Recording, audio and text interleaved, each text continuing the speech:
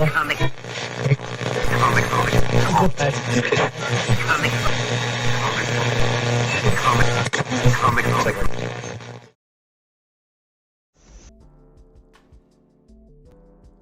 what's up, everybody? Welcome to Comic Book Radio, episode 81.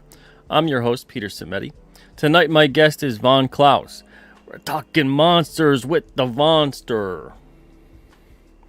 Forgive me. It's gonna be a fun one, though. Fun show. Lighthearted, fun show tonight for your Friday. Wow, September 29th. Where's the time gone? Where has the time gone? Man, oh man, wow. This month flew. Did it fly for you guys? It seems like it flew for me. Before we get started, I want to say a couple of things. Now, it's a full moon tonight. Indeed, Metatron, a full moon. Which means there's a full moon special on the King Cryptid campaign. And that would be patches. So we got a patch set. These are Velcro-backed patches of the King Cryptid logo and then of the New England Cryptid Research Organization. Both $10, free shipping worldwide. Go to kingcryptid.com or alternatecomics.com/kingcryptid. Tomorrow's the last day to get those. If you're a king-size campaign subscription backer or a Super Moon bundle backer, those come with those perks. If not, and you like to pick them up, or maybe if you want extras, go for it. They're up on Indiegogo and the Alterna site. Also, today, as if by some kind of amazing magic, right? It's a full moon. Wolf and Batsy stickers arrived. Look at that. Look at the gleam. That's not camera tricks. We got like a nice little mirrored reflection there on the red, and then on the eyes and the teeth there of Wolf. So these were part of the August campaign. Those books are going to print in about a week or two. And these arrived today. Also, Alterna All-Star Legends. Legends, your shirts have arrived. Shirts arrived today as well. So there's the back. And there's the front. These are all over prints. Just like this King Cryptid one. These are great shirts. This is like one of the most comfortable shirts I've ever had. And this is the same exact kind of shirt. So if you're a legend on the All-Star plan, your shirts, everything will be arriving soon. I'm waiting on 2 more things. They're in production right now. And then I'll ship out the All-Star Legend bundles to you guys. All right. Without further ado, before I bring on Vaughn, let me say hello to you guys. We got Metatron's Cube here. We got Dr. Mask here. Citizen Ronan, what's up? H is for Heretic, how's it going? We got Bear in the chat. Leo is here as well. What's up, Leo? Shane is in the house. How's it going, Shane? Legendary Monkey is here as well. What's up? Mighty Magic. Randy Scribner. Man, oh man, thank you guys for being here. We got Hojo in the house. What's up, Hojo? Manny also in the chat. What's up, Old Dirty Fatty? Wolf and Bear is here too. Hey, AL, how's it going? Hope you're doing well. Thank you for being here tonight. We also have, let's see here, Micra. What's up, Micra? How's it going? Hope you're doing well. Thank you for being here tonight. And also, Brian Suddenly Old. Hey, what's up, Brian? All right. And Shane asks, any black t-shirts with the Alterna logo? I like black t-shirts. Might have something for you soon.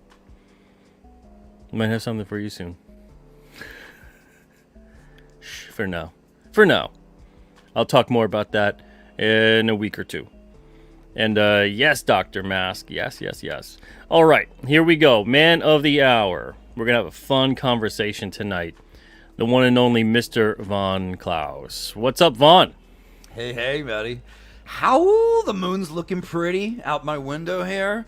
Everything's getting silvery and creepy out. The chill of autumn and death is in the air. What a perfect time to talk about monsters with you, buddy. Yeah, I agree. And it struck me, I wanted to talk about monsters with you, and then I was like, oh, you had Monster MD. What? You mean this old thing? Yeah. Oh, you got one of those fancy cameras now that's tracking you, huh? Look at that. Well, I have to pay a guy, yeah. We're still working. Yeah, actually, no, you're right. It's built into my monitor. I had no idea it did this until I streamed, and now there's this fancy MTV thing going on where Whoa! I can't Look escape. at that. And if I'm ever embarrassed, it's just gonna follow me down into the depths. You know. And So- one day they'll arm those things and have them turn on us. Yeah, dude. That's just a targeting system built into my monitor to really melt my brain, is. lobotomize me later. That's it. You called it, Pete. You called it right here, guys. You heard it here first. But yeah, this is my first crowdfunded published book ever. This is Monster MD. This is kind of a crowd pleaser, big, thick, old, juicy book. And this definitely was spawned from my love of monsters as a kid growing up. Stuff happened. And I won't get into it until we start talking full on about it. But I mean, I had a love for them at a young age, and I think it comes out a lot in this book. That's Monster awesome. Doctor and his invisible surgical assistant Heidi get into a lot of mayhem and mischief as they mend monsters through the night. So it actually opens on a full moon, like tonight. And he's pulling bullets out of a screaming werewolf that's tied down to a table, trying to bite him, And it finally does bite him, but then he reveals he has this bizarre, monstery, undead arm. Yeah, And, he's got that kind of weird immune. hand. Yeah. Yeah, and you find out about that. Yeah, it looks like you got a bunch of Monster MD readers in the chat. And seriously, I wanted to talk to you about this tonight just to have a really fun, lighthearted topic. I didn't want to have like some of the more deep dive stuff because I want to save that for our Friday the 13th spooktacular that we're going to have with a bunch of other people on the show. You guys heard it here first. I figured nice lighthearted thing, open up the season. It's almost the last day of September, which means it's almost the first day of October. And and then I realized, you have Monster MD.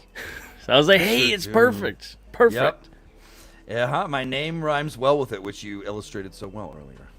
Yeah. Rhymes with monster. It all fits, man. It all works. And I just love monsters. Like, I'm very team monster over human. You know what I mean? I love them. I love them.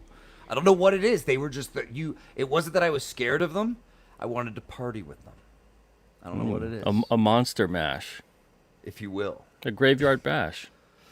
They did the mash. Caught on in a flash. I'm sorry. It was the monster mash. Jason Smoot, thank you so much for the super chat. Appreciate it. Says, let's go. Yeah. This camera's amazing. Now, I want to talk, and the chat too. I've been lax on this. I'm gonna invite you guys, since this is like Vaughn's fourth show. It's easy to do this more with someone who's been on a bunch. I'm gonna invite you guys in the chat at about maybe 9:30, so sort of the half mark. But you guys could come in, join in on the conversation. Let us know about your favorite monsters too. But I really want to chat about that. So, favorite monsters. I'll let you go first, since you're the guest. Let's go one back and forth, because if we just blurt out all of our favorite monsters, it'll be a full half hour with one and a full half hour with the other. So for you, one of your favorite monsters. The Invisible Man. Ooh. I went through a period of being obsessed with The Invisible Man. I kept rereading the novel, but I also found some really weird older comic versions of the novel. And if you look online, there's all kinds of different comic versions done throughout the years. And some of them are just fantastic. They're just gorgeous to look at. Anyway, so I got obsessed with Invisible Man comics and the whole losing your identity and your sense of self and then becoming this murderer, this killer. This less than human person that doesn't really value life anymore, that can get away with anything. There's no inhibition anymore. It was just such a bizarre concept to me as a teenager. I was just like, now, I'm not too familiar with the mythos of the Invisible Man. Is there something within the formula that makes him go insane, or is it just the idea of you can't see yourself anymore and you become less and less attached to being human? Yeah, just being invisible, buddy. Just being invisible. That really would mess with you. You think it wouldn't? But I think it totally would. I think even if you were still visible, you could see yourself, but you couldn't see your reflection, like the vampire type of thing. Right. I think that would even mess with people. I think they'd soon just start going but am I really here? Yeah. Yeah, it has to enter your mind. It has to. So he's a human turned monster through his own maniacal, weird science creations, right? And then he becomes evil with it. He doesn't become like a hero like we usually read. He goes. It's really interesting. He goes completely insane. You feel like he could kill anyone and get away with it. Yeah. So I always liked that guy. My Micro wants to know if you can fix the camera. Says the constant zooming in and out isn't a stream ender, but I feel like I've drank more than I have. That's hilarious. I don't know if I can change camera settings. Maybe I can. I'll try not to move around a lot because it is like the Predator's like tracking me, I guess. Yeah, it's a little too. Yeah. I've never seen it go this crazy tonight. I swear the government, like, hello CIA. Nice zoom in. What is it zooming in on? I'm not moving. You should be like camera freeze, and then it'll at least freeze. Siri, freeze that. Freeze frame. Did we do it? Okay, I'm not gonna move a lot. I'm gonna be really. Okay, there it goes. There we go. I'm frozen. It's like that third Transformers movie that almost made me puke everywhere in the theater. You actually saw that? Wow. No. Not all of it. I saw the first one in the theater. The second I saw maybe a half hour or so, and then I was like, eh. And then the third I was like, let me give it a shot. And the first 10 minutes, the camera, and this was just watching it at home, the camera moves around so much. I was like, forget it. So we got Michael Bay cinematographer here. And AI has taken over that camera. The camera is the monster. It's alive. I've actually never seen. Yeah, sometimes your tech is the monster, guys. Black Mirror. Yeah. Let me see. Maybe I could find something while we're talking about it. Yeah, keep searching.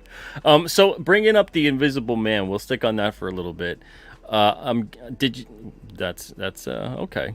Did you see Hollow Man with Kevin Bacon? No, I wanted to, and then everyone said, skip. You'll hate your life if you see it, so I never saw it. But then I heard years later that I keep hearing about Hollow Man, which makes me think, like, this is worth watching. This was a crazy, weird movie, right? Yeah. I'd say that it's hard for me to use the words like it's worth watching once. Right. But I feel like you have to have seen it once so you can comment with the rest of us. Yeah. Now, Hollow Man, I feel for like me, I want to be part of the conversation. I feel like a Hollow Man was Hollow Man was the one with Kevin Bacon, and the second one is even more ridiculous. The second one is like, it's almost so bad it's good. It's just absolutely, it's absolutely horrible, but it's almost more enjoyable because of it. But the first Hollow Man, the thing that really just got me going, what is this now, is like he takes like a crowbar to like the ribs, even. And then he's just like, he keeps on ticking. Like nothing could stop this guy. And they don't address the fact that in the serum that makes him invisible, he gets like super strength or healing powers or something has occurred to make him like, ridiculous Wolverine level stamina and durability. Right. But that's the part that just, and he seems to have almost like teleportation going on. Because he'll be in certain spots like really fast, like across town within 5 minutes, and it's like that doesn't come with the invisibility factor. Yeah. That's called bad Hollywood writing. It's not even like he's invisible so he can phase through matter, so he can cut across town faster than what would have been because he'll just keep walking through walls or something. That's not a thing. He's just invisible. He's still physically there. So it was stuff like that. I mean, and that's just like the smallest part of it. But yeah, did you guys love it? Metal Movies Brewskis loved Hollow Man. There you go. Nice. Although, I need to watch it. Yeah, I do. I agree that you need to have at least seen One watcher. Yeah. And then, judge for yourself. I'm going to pull like a Reading Rainbow here. Don't take my word for it. Exactly. Yeah. Someone should do that. Someone should do that with the comics that we all make. Have like a Reading Rainbow style channel, super awkward type reviews, and just like show the. My word for it. That would be entertaining. Get like a filter that makes it look like old school, kind of VHS-y. That would be fun. But let's see. Shane goes, did the stream just cut off? Or is it me? It might just be you. It might just be you. Yeah, I think we're still rolling. I shared a little Invisible Man action with you from some of the comics. Oh, yeah, yeah. Classics Illustrated. Oh, wow. Yeah, man. Wow. Kind of fun, huh? I love Classics Illustrated. Coaching horses, yeah. And it's cool to see the different takes on first pages. Like, for instance, this is the opening page of an Invisible Man comic. That's but then awesome. You've got, yeah, and it's great. And then you've got this one. It's awesome. This is like Eisner-esque. Mm-hmm. Who's the artist on this? Can you let's Val see. Mayerick. Incredible. Yeah, this Beautiful was the weird, stuff. trippy one that I got obsessed with. He's just murdering everybody in this one, and there's all this Technicolor kind of more psychedelic stuff going on. I think this might have been a 70s book. I can't tell. But yeah, those were just some cool Invisible Mans that, I checked out and was into over the years. Wow, nice. I dig them. Yeah, I love Classics Illustrated. They have so many amazing adaptations, and then a couple things that were just original that were based on various things happening at the time, and they're great. So cool, man. So Yeah. good. And the quality is there. Like when they adapt a lot of stuff nowadays in such a fashion, the quality is just not really happening. Yeah, man. No, it's a lost craft and appreciation for art and detail and bringing us into story that just people don't have time for. They're too busy being social on social Yeah. media. I You know what I mean? suppose so, man. They don't put it in. They don't put in that work. And people don't value work anymore because everyone's just, politicizing their way to the top now. Not working. Man, oh man. But yeah, if you guys are out there and you've never seen the Classics Illustrated books and stuff, go look them up. They're great. Yes. I'm lucky enough that there's a shop by me that really undervalues them. They'll have like a whole bin for $3 a piece. I'm like, That's my God, rad. really? Good find. Yes. You're like, coming back to this bin. If they look for that Invisible Man. Yeah, I think we bought like half of the bin one time. Just like we had a stack of like 20 of them. It was incredible. Yeah. Good call. Good find. Yeah. All right. So one of my favorites, and I mean, What's your favorite? they're gonna be pretty predictable, I think. But this is one of my favorites. I love werewolves. I do too. I love werewolves. Yeah. I love the whole thing. I love all variations of the werewolf, and they scare the crap out of me. Right. Right. Even better. Like if I were to so if I were to like meet a werewolf, especially the thing about werewolves that scares the crap out of me is not even so much when they're fully transformed, although some iterations are pretty terrifying. It's when they're changing. When they're like they get like that humanoid wolf thing going. Mm-hmm. A fleshy, sweaty wolf in your living room. Yeah. And muscles and bones jumbled. It's a mess. It's horrific as it gets. Yeah, the face is twisted. There's all kind of this weird thing going on, and the snout comes out. I remember there was this British show about monsters being roommates. Did you ever see that show called Being Human? Yeah. Which version are you talking about? I watched the British version. The original? Then so you know the werewolf character well, and they do that scene where they open the episode where they're someone's voiceovering and narrating what happens to your body when you change into a wolf, when you're turning as a werewolf. Do you remember that, where like his spine separates and stuff? Yeah. That was so cool and brutal. I loved it. It really was. Yeah, that was the British version. I really loved it. The American one, we tried, and it was just like we tried. We're just bubble. We're too bubble gum. We're too glitz and glamour. The British one understood its assignment. Yeah. It got a little crazy towards the end. It got a little like. I agree. Yeah. Like that last season was kind of a mess. Yeah. It was like, in the show. Yeah. That last season was kind of a mess. But up until that point, it was great. A lot Yeah. of great stuff on there, and the characterizations were great, and a lot of the flashback stuff was awesome. Favorite werewolf movie? Favorite, man, I know it's like Or maybe a couple of them? I know top it's three? stereotypical. I would have to say The Howling, but it's like Dog Soldiers every year is really, I love Dog Soldiers. really like making a. Yeah, and it's I getting feel like stronger. The Howling. Yeah, I feel like The Howling is like it's so ingrained Yeah. in my psyche for and we What a watch it great like every movie. year, maybe two Yeah. or three times a year, Halloween. and then Halloween movie. but Yeah. Dog Soldiers, man, Dog Soldiers was like if you took the Predator and made it a werewolf movie. It's just like it Really, comes, it's yeah. great. Yeah, and they're kind of defending a house from these encroaching werewolves, and it turns out it's just so good. It's so. Oh man, you could tell that guy was going on to do great things, and then after that, he made The Descent, and that was awesome.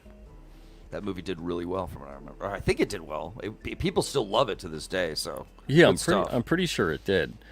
Sam, yeah, Dog Man is definitely a cryptid. Yeah, and not. Man. When Scholastic was having Dog Man come out, I was like, that's bold. Yeah. And I was like, oh, Yeah. that's Dog Man. Okay. I think my favorite is American Werewolf in London. That's a good one. It man. changed like as a little. It's because it was the forbidden movie that you wanted to watch and I wasn't allowed to. And I already loved monsters by then, so when I did get to watch it, it was like this rush, right? And the movie's so good and that's so crazy, and it combined comedy and horror. I was a big fan of Thriller, and of course, Thriller was done by kind of the same people. After Michael saw their work at American Werewolf in London, he went nuts, had them do Thriller for him. So I was just like a kid growing up with like all this awesome werewolf shit, loving it. And then The Howling comes in, but one I've kind of started to like more over the years is Ginger Snaps. Have you seen that one? I could never get into that. Oh, you couldn't get in that one? I've tried. It's not for everyone, dude. And I can't tell if it's like a slow burn or something, and I'm not giving it time. I'm always like, I get it through halfway, and I'm just like, I can't do this. Yeah, I mean, she definitely turns into a raging werebeast by the end. And it's cool to see her transform and become more sexual because the whole movie becomes like kind of Teen Wolf in a way. It's like a metaphor for teenage bodily change, hormones, and becoming a wild animal, and it all ties into her getting her first period and everything, which is like the moon cycles. And I was just like, this is pretty smart little teenage werewolf movie, man. And in part 2, she's like on the run, and her sister has werewolfism. It's awesome. She goes into a mental asylum. It's creepy stuff. So There's it's a like whole an trilogy. R-rated Goosebumps episode. Yeah. Well, I mean, it's kind of sexual, but yeah. Well, yeah, R-rated, yeah. So Yeah. it's Yeah. the main girl in it actually was in a Goosebumps. Was a episode, Goosebumps. too. Yeah. Which one? The hot sister or the leading brunette from? She was in It. The blonde one, I want to say, whatever she is. Okay, redhead. The red, yeah. Well, she's blonde in Goosebumps. Awesome. Yeah, man, she's kind of a scream queen a little bit. That actress, from what I remember. Yeah, and it's a really popular series and a popular film, but I could just never really. Yeah, I not your try. cup of tea werewolf movie. I try. It's like every 5 years I try, and I'm like, You're like, maybe Ginger Snaps. I'm like, maybe I've changed, right? Because sometimes that does happen. There'll Really? be movies, and you're like, yeah, I guess I can see this differently now, Really? What and movie appreciate did that it. for you?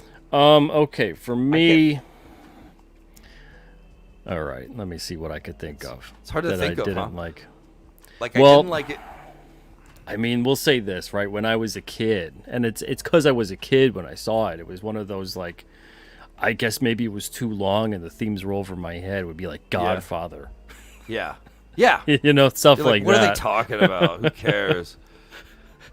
And But then watch it you later. watch it. You watch it later on when you have a fully developed brain, and then you're like, oh, this is pretty good. Sleeping with the fishes. That's awesome.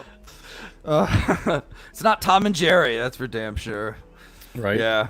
One of Yeah, the werewolf movies too that is like a Mm. guilty pleasure every year is Wolf. with Oh, Jack really? Nicholson and Michelle Pfeiffer. I haven't watched that. I've watched it like the once, I swear, and then I was just kind of like, It's just yeah. I like the peeing part. I'm just marking my territory. Yeah, and I don't like- purposely put it on, but it'll be on like Pluto TV or something just for free, just playing. Nothing else is Yeah. there, and it's a good movie to get in like halfway when it's just like turned ridiculous, you know. And it's fun seeing the Joker and Catwoman on screen. Oh yeah, that's hot. It's a hot combo. Yeah, and it takes us back to kind of a more classic Wolfman with it's just more of the humanoid wolf thing running around wearing his jeans, whatever. Yeah, and but I wouldn't. Hellhound thing. I wouldn't classify that. That's like a so guilty pleasure type. I would not classify that in like like the top. Right. Top tier Right. That's your. movies. That has its own shelf, right? There's a recent werewolf movie I got recommended. It was just called Wolves. Did you see that? Yes. Yeah. Yes. What'd you Is think? that the one with Jason Momoa? Yes. Yeah, that was surprisingly good. It's surprisingly good, and the makeup effects look really good. Yeah. Yeah. I was Really it was good. a solid movie. I was surprised, but of course, I mean, it look at Jason Momoa. It makes total sense that he should be like a werewolf dude. You know. Yeah. Yeah. He's. This is how we see werewolves. It's pretty much him, and then he turns around. You're like, oh shit! I'm sorry, Jason Momoa. I thought you were a werewolf. You know. Yeah, and It's perfect. he would have been. I don't know what they're doing and who they got for that Craven movie, but in another universe, I think Jason Momoa would have been great for Craven. Damn, that would be. I'd pick him for Craven before Aquaman. Yeah. Interesting. Yeah, I mean, he needs to be kind of more like a bestial character, to me anyway. I would imagine that. But yeah, I see some wolf fans in the chat. Yeah, I dig it. It's not like in my top, whatever. moon. Yeah, We're the and moon, bitches. yeah, and it's definitely more on the nose in terms of the metaphor of, you get like that, the inner beast of man coming out, that kind of a thing, and going from someone where you're kind of letting the world walk all over you to like now you're taking it, Yeah, yeah. Your werewolf stories always are that reminder to let yourself be a little more animal. Yeah. And I like that. Yeah, I like that reminder, especially if it's date night. You know what I'm saying? You're yeah. on the Sometimes couch, yeah, the you wine, gotta Put on unleash the dog beast. soldiers. Put on some dog soldiers. Make out Silver, with your chick. Silver Bullet, yeah, Silver Bullet's a good one too. But I tell like you though, that one. I like that one. Yeah. if you take out Busey though, I think it loses so much. And allegedly, Stephen King couldn't stand that Busey didn't want to really stick to the script. But it's like and cocaine have my own version. Okay, you Yeah. understand? but like he's the only part of it that feels like the dialogue's natural. Right. Because the band can't work unless he doesn't give a damn, and he can't worry about no script. I'm Gary Busey. Exactly. He's like, just tell me who this dude is. I'm gonna Okay, he's shine Gary these- Busey, Yeah, and he goes. He's just shine these pearly whites and charm the hell out of these people here. Dude, he walked up to my family once in a restaurant, and as my little brother was crying, and made like a cute comment, like, "Oh, I guess the little guy, blah, blah, blah." I can't remember what he said, and we just started laughing. We're just instant charm, instant like, "You're the best. We love your movies," And he's like, "Oh, thank you," and just went away to the bathroom or whatever. But he was just being sweet, like he was a sweetheart. Probably go do some coke. Who knows? You got to stay energized It was somehow, nice. Yeah. But yeah, seriously though. But yeah, Cool guy. Yeah, and so yeah, Silver Bullet. That's Silver true. Bullet's good. But okay, so I got the link in here for you guys. So if you guys do want to join the show, please feel free. Let's talk some monsters tonight. Yeah. And form a nice orderly line. We'll have you one-on-one come on the show. Now, what's another favorite of yours? Witches. And it's because I hate them. But witches... When I was a little kid, I lived in some, like, nowhere town in Oklahoma. Not really a nowhere town. I mean, it's where OU was. It's in Norman, all right? But it was like country bumpkin, right? And I loved it. I love my little field I live next to full of tarantulas and rattlesnakes. And my mom was immediately getting me into horror shit. And the 80s was booming, so horror was awesome. Videotapes were starting to happen. Everything was happening at once. And then one day for Halloween, the little school I go to turns off all the lights in the school. And there's no rooms in the school. It's kind of like just a big open building. Classrooms are kind of implied by like bookshelves and shit. Anyway, they turn off the lights, and over the PA system, they play this story called The Bell Witch. The Bell Witch is actually, I guess, technically a ghost. But to me, it was like the scariest thing I'd ever heard. They had some creepy narrator tell us the story of the Bell Witch. Turns out it's the supposed true story of a ghost that committed murder right here in America. And it's documented and all that good stuff. So that freaked me out as a kid, but it also, my imagination. See, well, you're in this dark room as a kid, and this narrator's over the loudspeaker. I have no idea why they traumatized us like this to this day. I guess they thought it was Halloween fun, but no one was laughing or talking. We were all quiet in the dark, listening to the story of the ghost that kills people, okay?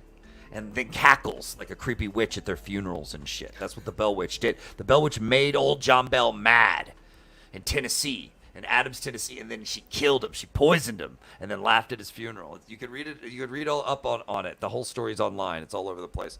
But it's scared the hell out of me, and since then I've had this irrational fear of witches and creepy witches. Now, I shouldn't call it an irrational fear anymore because I feel fine now, but I think when I was a kid, I mean, I would have nightmares. I would tell my mom that a witch scraped me up at the pool or something, something crazy. I would go crazy. But anyway, I was freaked out for a while. I'd read books on them, though, so there was also a fascination by what frightens you, and so yeah, I made a lot of stories with witches and stuff, but they're interesting to me. As I've gotten older and I see how horrible people can be, and deceptive and poisoning and intentionally nasty, especially on social media and stuff, I start to realize what witches really are. You know, they're that metaphor for that poisoner in your neighborhood, or that in your society, in your group, or whatever, that makes life a little more difficult. Yeah, for everyone else. Play on the power of belief, twist it. Yeah, because it's powerful. You know, like what you believe in, what you are able to manifest through your thoughts, and it's like you believe something enough, it becomes true. You know, right. You get all kinds of different versions of that. Self-fulfilling prophecy. You get all kinds of things where people bring on ailments or cure ailments through the power of belief, the power of prayer, all of that kind of stuff. Yeah, and it's absolutely true. Yeah. Yeah. So it really is that. It just depends who's believing in it so powerfully enough that they become convincing, and then they convince others, and that power spreads. And then before you know it, you get that energy throughout. And you can call that a spell if you want. Like, you call it power, but you could call it a spell. Like, I see what these people do and what they put out if they're trying to, like, lie or poison or ruin someone's rep or what have you. Like, those are little hexes. They call them hexes even for slang. Like, those are little hexes for you. And when you write them down, we call it spelling for a reason. It's a spell. They hope it hurts you, but they forget that, like, words are just concepts, and like you said, you need the weight of that belief to you have to give them power. Got to, you know what I mean? Until then, the spells are ineffective against you. You get like it's like we take words these days and we give certain words more power than others, but as I've grown older, I've noticed how what words we give power to shifts. It shifts, and how evil it is to say the word has shifted. It didn't used to be bad, now it's the worst ever. Words that were bad now aren't so bad. It's so weird keeping up with it, but it's like a George Carlin it's like a George Carlin skit right here. 100%. You know, and it totally is, and it's because of the context of those words. You know, you could use the most disgusting, vile words ever and just say them, and there's no context, and there's no emotion behind them, and there's nothing. You're not giving them any power, and they're just words. They're just utterances. Yeah, and vibrations on the air. Yeah, and the thing that we forget, obviously, especially in this culture, I guess, it would be the fact that there's all kinds of different words with different languages. So it's not just like it's one official word and only that word is that word, you know, like And I kind of talked about this throughout the course of the week about how they're manipulating language. It's through language in which they can control, and then you can set those precedents. You can have that power, and then now something weird can go down, something negative. Yeah. But you have to let it happen. You have to be willing to give them that power and control. And if you're not gonna, then there isn't any power and control. But once it's there and once it's affixed, it's too late. That's why it's important to constantly be like, nope, that's not what that is. And that's it. It's so weird, but it kind of is as simple as that. Yeah. So even things like cancel culture, which is turning all these words and using them against an individual to put this individual through hell and torment. Mm-hmm. Now, when it's happening, holy smokes, it's like, what the heck is going on, right? But the thing is that it only really ends up working in the end if you believe it. If you believe that you are the things they say you are, if you believe that this is the reality that they're telling you it is. But if you're like, no, that's not reality. That's not what it really is. This is reality. And in reality, I'm not the way that you say I am. Right. Then what happens is eventually, now, of course, they're going to convince some people. But stand up to it and, have that kind of, that spine, that will. And other people take notice of that. And then other people give you strength with their words and their energy. Mm-hmm. Right. So it's that kind of thing where you constantly have in the world the battle of this kind of concept, using these kinds of power. But it's that kind of weird thing where when we don't analyze it, when we're in the moment of it, it really is just this like shocking, weird, like how do you handle this kind of a thing. But yeah, man, it's learn true. What to give your energy to and what definitely not to give your energy to, and let people toss hexes, because I would say most of it is just noise. It's vibrations on the air, and you choose if they matter or not. Make the choice. Like, do you have time for these people to hoard your energy, or do you want to put that into something that's going to make you feel good or produce something? Very true, man. Make something. That is true, yeah, because they're looking to take your energy and then push it back on you. But if you never really fuel them up and give them that energy, they're kind of just like screaming into the void. So particular about how I use my energy, which has made me have a new appreciation for another monster, Pete, the succubus. Oh. I never really thought much about the succubus growing up. Well, there's a succubus and the incubus, so yeah. Correct. Right. The she demon and the he demon. As it were, that drain you and that can drain your energy and life force, and those people are real. That's another metaphor for life. As I get older and encounter people and some of their crazy behaviors, and bad things happen because we're all human and that's life. Is part of life. You take punches. Like, you discover people and you realize, oh my God, you're what that monster was about? Okay, succubus chick, I get it. Like, there are people who drain your energy and life force and your attention and your everything if you let them. It's true. It is. I think we've all kind of experienced that.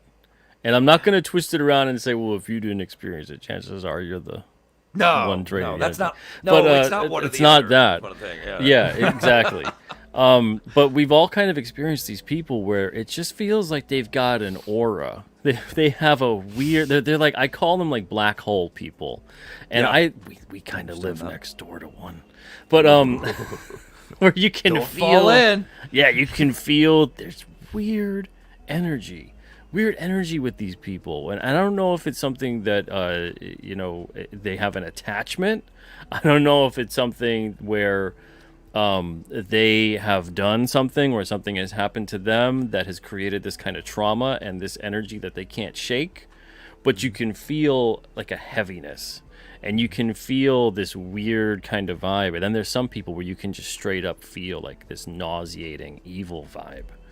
And I think that's when you get like that weird kind of succubus, incubus kind of energy, depending upon obviously the For me, the gendered demon. right, the gender demon. Away, gender demon. So here's the thing. I mean, with a female, I mean, there's men who will tell stories and they're like, I was in a rock band, some chick came in, we started doing it before I knew it. The room was spinning, I was pinned, I couldn't move, and then she like cackled. It's like that and, AC/DC trained song. me. Totally, that's where they got it from, probably. But you know what I'm saying? Like there's these women that will, but in real life, the metaphor really is for a person who drains you of your mental, your energy, your emotions.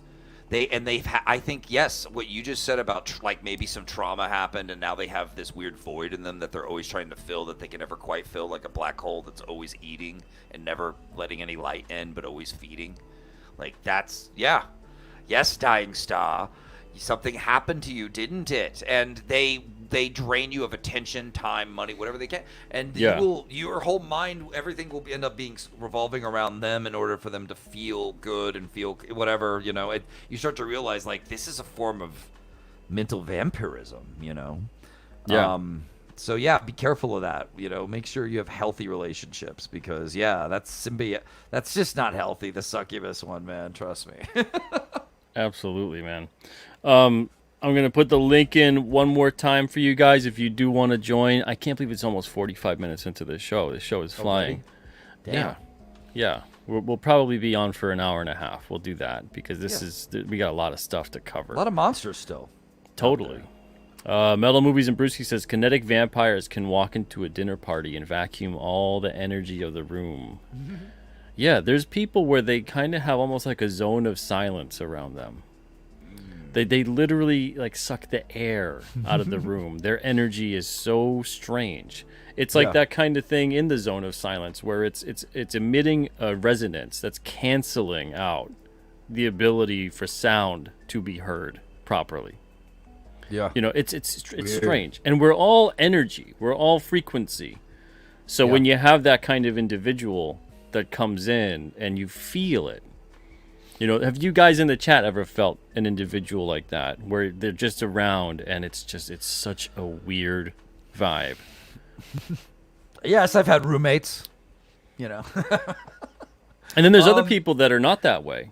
And the vibe is great and you get energy from them and some people are givers. Yeah. And then all of a sudden you're like, I wasn't feeling that great, but we just had this conversation. I'm just around this person and now I'm energized. Yeah. What is that? The anti-succubi. They don't get a special monster. They're angelic. Angelic. Yeah, there you go. Little angels. But yeah, I totally get that too. It's weird trying to deal with that. Sometimes I just don't want to deal with it, and I'm like, could you just stop? But you can't tell someone how their energy runs, how their system's gonna run. They're just gonna run. Yeah, exactly. Looks like we've got a guest with us. What's up, Hutzel? How are you tonight? Good. How are you doing today? What's night? What's up? Good. For monsters, what's one of your favorite? I remember seeing the animatic you made with the doctor with I can't remember exactly. It was the invisible nurse, and you had the doctor driving the pregnant woman. Yes, she helped to deliver the child, and then I love the gag at the end. That was a great little punchline. Oh, I'm glad you like that. Thanks, buddy. Yeah, awesome. I went to school for animation, so I can appreciate a good animatic when I see one. So that was actually very good. But I actually have a question. I actually have a question for Terror in the Trenches because I really enjoyed that book, and you were talking about the energy and succubuses and incubuses. I want to know how did that thought process go into when you were writing Terror in the Trenches? I really love that book, and I actually posted in the chat. I was mad at you for that ending because I was like, "What the hell? Now I want book 2 to come out now." Yeah, don't you worry, buddy. We're only 25 pages into book 2, and I might release more things in between then. So yeah, we're gonna keep it rolling. But for making the book 1, when it comes to succubuses and everything, I was looking more into like the monstrosities of the Nazis and the horrors of World War I and stuff, and the trenches themselves. So I wanted to tap into the real fear of that and the horrors of that, and like reflect that in the book a bit. In terms of monsters, I think you're in book 2. You're gonna see more monster-ish stuff, so you're gonna love it. Okay. So like, so yeah, because like But I'll say go ahead. oh, but if you want to hit me up more to talk about it later, you could always DM me or whatever on Twitter or Oh, whatever. But oh yeah, yeah, I thanks, follow you buddy. on I Twitter. really appreciate you. Appreciate you. That's Yeah, awesome. no problem. Say I first saw you when you were on Literature Devil's channel, and I was like, oh, this guy is cool. So that's when I started. That's when I started to follow you on Twitter, because I didn't get the pleasure of reading Monsters again. I saw the animatic, so I think I really love your the art style that you've picked, and I love your writing style as well. And I think I find it very interesting how you've broken down and have applied like succubuses and incubuses of the werewolf spells and witches to the real world. Because I'm like, I never thought of it that way before, but that is a very especially in this current day and age with you just have just straight evil in power in various forms of power promoting evil, that how you're applying it to the real world, and it's like he's right. Like I can feel that, like I understand that, because you see like just this wickedness everywhere. You're like, okay, what do we do? Do you think that's Right. going to encourage people to go back to religion, like whether it's Christianity, Buddhism, or like myself, I'm a Christian, and we've been taught this stuff since we were Christians. Do you think that's going to push people to go back to organized religion, or do you think it's going to cause more, not to get dark, cause more like despair or I can't think of the word, I guess aggravation amongst at least in America? Well, it's always gonna get. It might sound a little cliche, I know, Yeah, but yeah, I it's know. gonna be a fight, and it's gonna get really dark. But Hmm. it's swinging the other way, man, because Yes, human beings need a spiritual core, and we will yes, find it in the right. We will find it in the wrong places sometimes, but I think the more of us than ever are starting to find it in the right place, and that explains a lot of what things like Peter and I are doing with story and comics and art right now. Is our response? This is our response to help bring it back to the right place again for all of us, because without good stories uniting us, I think as we also lack a little piece of our spiritual core as people. Bad Yep. story that just politicizes everything and preaches to us and tells us what to think and feel, that's not human, that's for robots, that's robo consumption, and that's not for yeah, us. I agree. So we're working on making the stuff that reminds you that it's really dark, and it's going to be dark, man. It's going to be Black Terror dark, but like Black Terror will emerge from the darkness, and we will Yeah, find another spiritual. There will be revivals of spiritual core in our country, and people using common sense again, and just try, stuff for the people again. I believe that. I believe our art is reflecting that too. So Oh yeah, I mean that's the important thing about that kind of storytelling, especially because it does show that even you can have this darkness, you can have a world that seems hopeless, devoid of it. It's never coming around. But if you can dig deep inside and have that story and tell it and get that hope, get that energy out there, it starts making people think maybe there is a better way. Maybe there is something that can be done. Maybe there is something that's better that's going to happen for us that we can do not just for ourselves but for others. You implant that idea into people, and that's what we're seeing being turned against, I think, a lot of people right now, is the usage of storytelling to divide, to provide yes, bleakness. Because having something dark, like what Vaughn just talked about, is different than having something that's bleak and without hope, without any sense of, that you can right the wrongs. But you have to paint a picture of darkness in order to put some light in there to say, look at that. You could do that. That's something to be inspired by and aspire to. And that's so important. But I think we see a lot of that. And I think, if anything, we're going to see more people. I don't think necessarily maybe towards like organized religion, because I think we're seeing a lot of people become disenfranchised with it, noticing that there's a power dynamic more than ever now, all of a sudden creeping into those aspects too. But there's a difference between that and being spiritual and being someone who believes in God or a higher power, or hmm we're connected, or whatever that might be. Like, you could be a devout Christian, whatever it may be, but not necessarily someone who's a fan of a lot of things happening within the church, because that's an organization created by man. man. So yep, it's a whole different thing. But I think we are going to see more people like. I think we are seeing more people like that. I think we're seeing more people who are becoming more spiritual and more connected, and realizing that we are more connected than what this other stuff wants us to think that we are. But yeah, I think there's a lot of hope. But like what Vaughn said, I think we're not through it yet. Of course, we're not through it yet. Yeah. But one thing I've noticed though is that during these times like this, you have like great. I think that's when like really good stories can be written. Like you yourself, Pete, and you, Vonster, and everything that the CG is doing.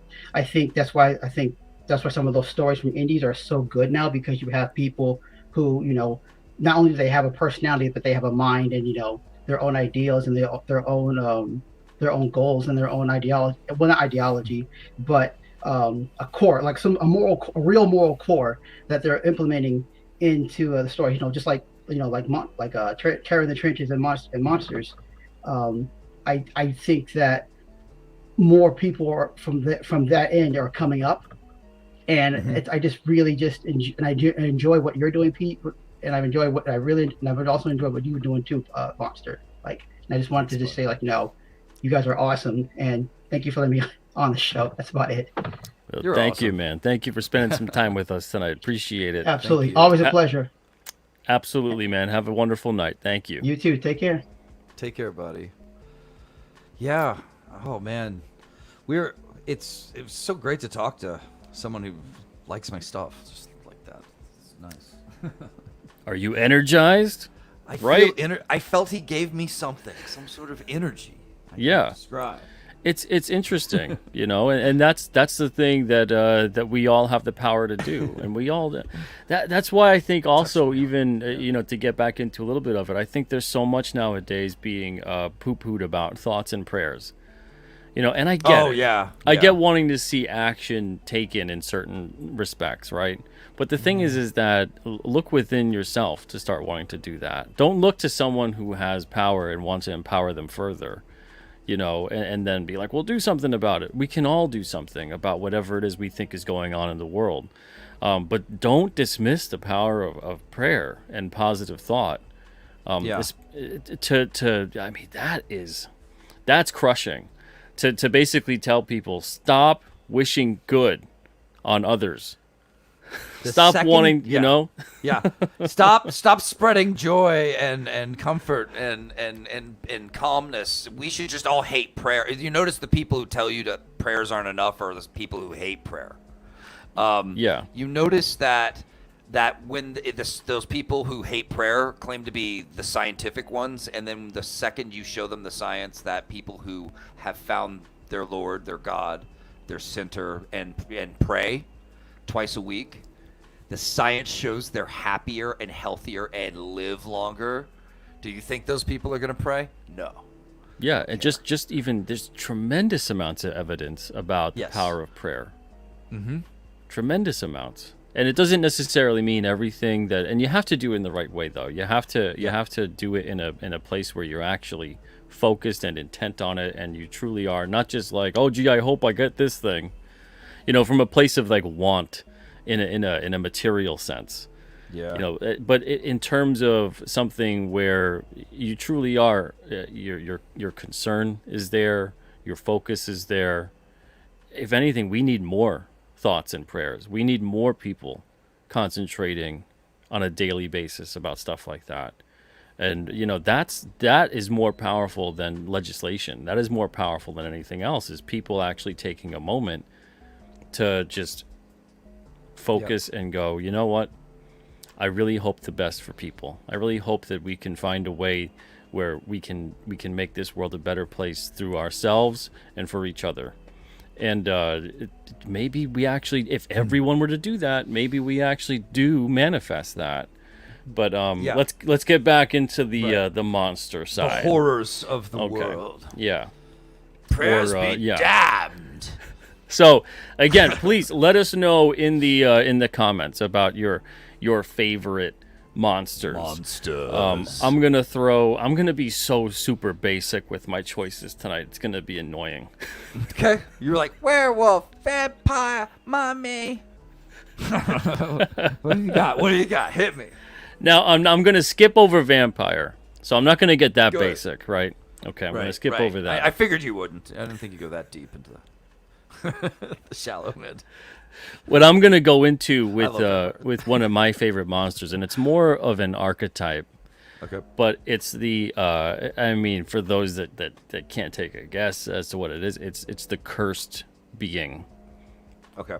King Cryptid's cursed, so Okay. you know I love the concept of the cursed being, and it kind of ties into what you were talking about with witches, but there's a slight difference in the reason why I like the story is because it's got the complexity of an underdog tale where you're kind of rooting for this individual, you know, to get over that curse.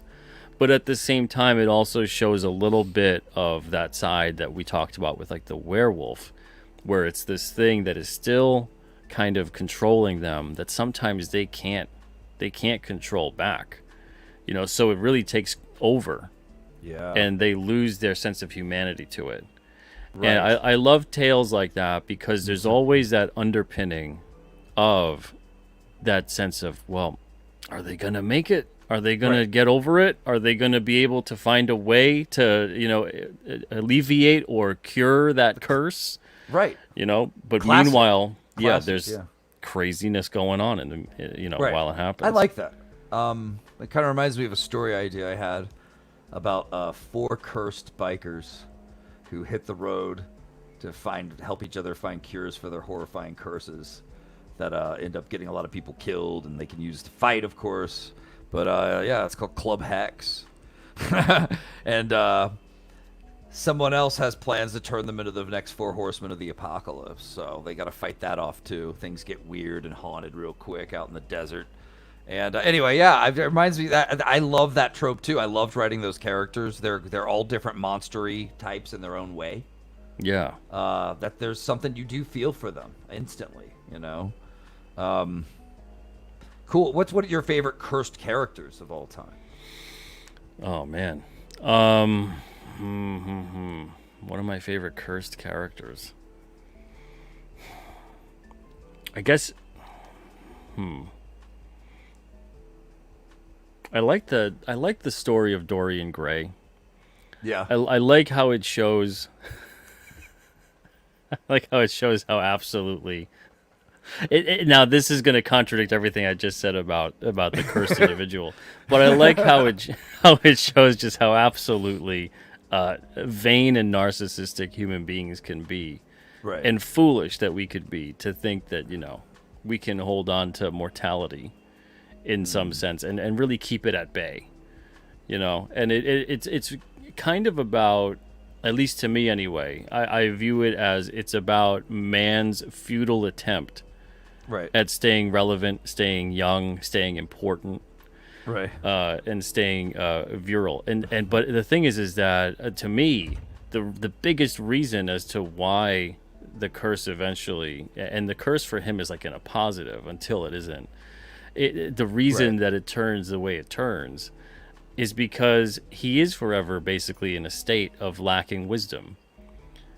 And then because he's not really aging, he's not really gaining the perspective and the experience and that you would need to gain as an individual, to actually not put himself in the state in which, you know, he is later on.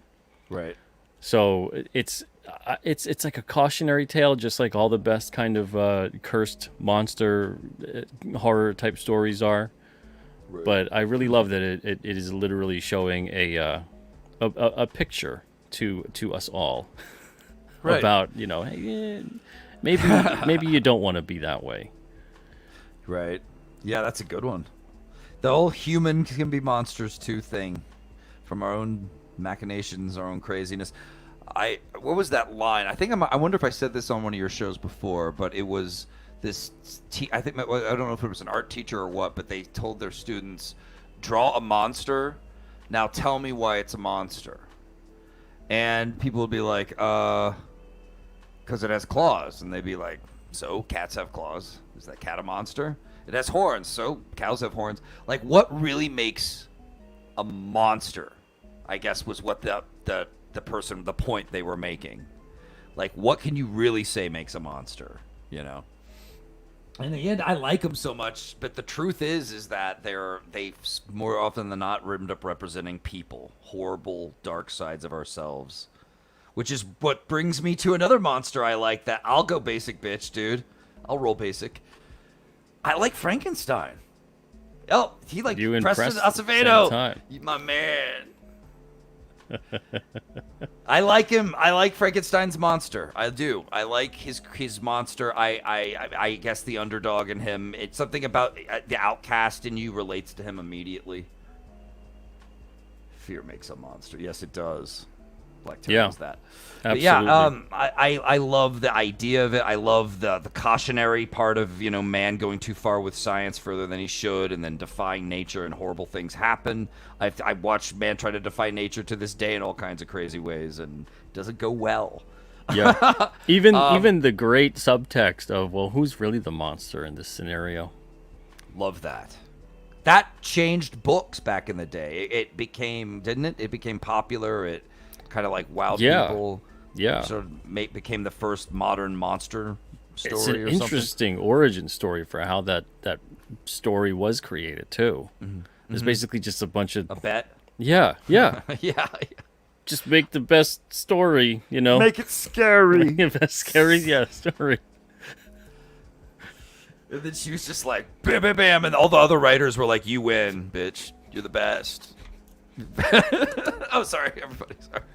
But no, really, it's one of my favorites. I've been in love with that for forever. And like the art around it over the years from different great artists will draw you back into the character over and over again.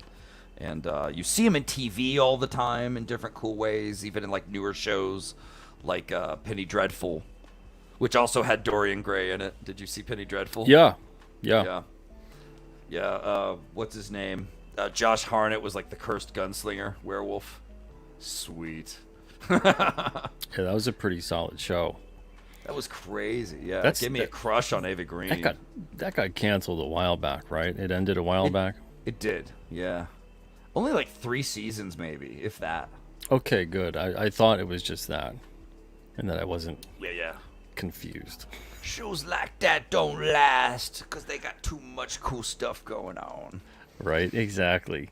Looks like we got somebody else here tonight. What's up, Exerd? Hello. Hey. Oh, my cam is off. Your camera is off. Oh. Yay, now I'm chibi. In the flesh. Looking good. Hey, I'm actually surprised that to see you on Vonster, because like the other day it was like a 1-2-3 punch. Like, you know, I'm on comic books newsstand, and then I run into Terror in the Trenches. So then I'm looking on YouTube all over to see if I can find a review of Terror in the Trenches. And then the next day I see you on Literature Devil, and I'm just like, oh. And then I come back to YouTube, and then here he goes on Peter Cermetti's channel. So it's pretty cool to see both here in the same space. I guess to answer the obligatory question that needs to be answered, or what's my favorite monster? Yeah. What's your favorite? The basic, I would say the most basic of all. It would be Dracula. It's like I think Dracula is the number one villain in my opinion, because I've always been drawn to the type of like over dog evil, and then when you read like Bram Stoker's kind of Dracula, it really came alive. Yeah, they were using science and the power of belief and faith in God to be able to conquer this beast, but it was just so intriguing to have a character that was just overly malicious and seen as a force of nature in the book. Like they weren't even sure if they could get rid of him or anything. Just and it was almost like he was gonna win at towards the way things were going. They made strides, but it was just I think that iteration is just, it changed my life. I think that's the one reason why I'm into like eldritch horror, because it's kind of like, you know, there's growing up in my life, you know, there was a whole bunch of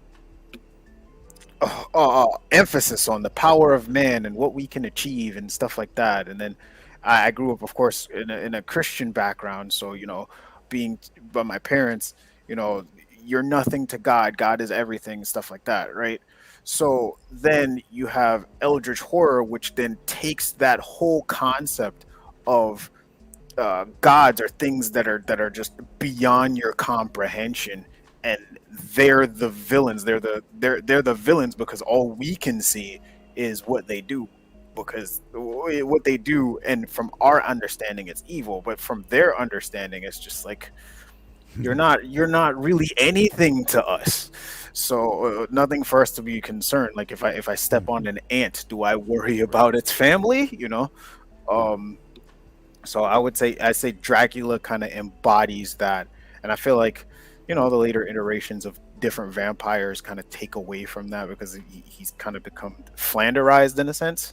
But I think that Dracula in his Bram Stoker pure form, I think that's the best villain. He is pure evil. Yeah, and makes it fun, and it's a great story, and what a long-lasting villainous character compared to others. Yeah, like you could make anyone the Wolfman in your story. You know what I mean? Mm-hmm. It's not always the same guy. Lawrence Talbot or whatever he was in the old movie. I forgot the full name. But with Dracula, it's always Dracula. Yeah. It's freaking Dracula. Yeah, and the Wolfman's usually like a sympathetic kind of character. Not necessarily like an evil being, you know. Again, that cursed aspect. But yeah, Dracula, even the things that Dracula does that aren't overtly evil are all motivated by selfishness, greed. Lust, all these, every like deadly sin is there with Dracula. And he's pretty vengeful too, because like if you look into if you kind of sit down and think about certain things that happen in the book, especially the first story, I think the first and towards the last story, he kind of reminds me of the guy we always talk about in social media, the guy with the big H. It's like if you know that guy, his backstory about how Germany lost World War I and how he kind of rose to power by being the champion of Germany. Like same thing with Dracula. Dracula was his symbolism, his heritage, his family. They were all wiped out. And he was just like, what? All of this land belongs to us. We should have thrived. Like, you guys took that away from us, and now he's on this kind of vengeful path against humanity, and he just really didn't care. Yeah, it's kind of strange. I was thinking about this the other day, where there's something wrong within most human beings, where we can't leave well enough alone. Yeah. Right, and we can't come from a place where we're like, no, I love my home, I love my family, I love my community, whatever it is. I want to make sure that that's good, that's taken care of, and that's good enough for me. There's something within some people, and history is marred with it, where they're like, yeah, I could be here and have a nice, peaceful, normal life and enjoy it, or I can go kill everyone over there and take their stuff and their land. It's just like, I understand absolutely the concept of defend, stand your ground. I get that. I totally do, and fight to the death to have what you have, right? I get it. But it's like something within history, within certain people throughout, where there's like, yeah, everything's great here, I guess, but wouldn't it be so much better to just take everything from them? Yeah. And it's kind of interesting and crazy and frightening, and I find that a lot of these kinds of stories bring apart about those elements and set them apart from what makes the rest of us who we are, and I think it's fascinating in a safe, fun, and friendly way. Yeah. But when you dive into history, you're like, wow, history is full of these kinds of people. Yeah. So I guess this kind of brings me to my question, I guess, in the lead up, because it kind of, like what you're saying with Peter, kind of reminded me of like I think that's why I'm speaking for myself. I guess I think that's why I'm drawn to things like The Walking Dead and stuff like that, is because you kind of want to see how far into, you're not really concerned too much about the zombies. I mean, the zombies are there, but that's the ramp up the tension. But you're kind of curious to see how far into the abyss like people will go for whatever they want or whatever they feel they deserve. Yeah. And my question for you two is when was the last time you enjoyed a thoroughly villainous villain? Not necessarily like a cartoonish mustachy twirling guy, but like someone that was just insidiously bad, and you were just like, man, I wonder how they're gonna take down this guy, or I wonder how they're gonna get through this story with this person around. Good question. Good. I like that. Who's the last movie or book villain that really made me go, damn, that guy's freaking me out? How are they gonna win? I know a popular one. A lot of people generally say, and I agree. It's not the last one I could think of though. Would be in No Country for Old Men. All right, that's a pretty solid pick, Anton. There. That was a creepy villain. Yeah. Shane, you're making me think right now about maybe this would be it, talking about the strain, thinking about Eichhorst. But Eichhorst was he's like a villain you just love to hate. But the dude was very charismatic. So he was interesting to watch. And you knew that the show was really going to progress, or if you read the book or whatever, that was really going to progress and heat up every single time that character was there. But I'm trying to think of something more recent than that, and it's honestly it's a bit difficult. Like Homelander on The Boys, I thought was fun because I loved. It freaked me out when I saw his eyes light up and he started threatening to laser people. I was like, what if Superman really did that to people? And it freaked me out, genuinely, because I was like, that's just too messed up. Like, it's too messed up for me to even see that. You know what I mean? And so that stuck with me, and it started making me think, like, this villain's actually kind of interesting, in some ways that I didn't expect. But, yeah, that's one that hit me hard recently. I'm trying to think of maybe one that has hit me the hardest as far as a villain goes, and I mean, man, it's tough. It's really tough. That's a solid question, man. Yeah. Especially where you're asking not in kind of like, in a serious sense, not like in like the like a maniacal goofiness at all. Yeah.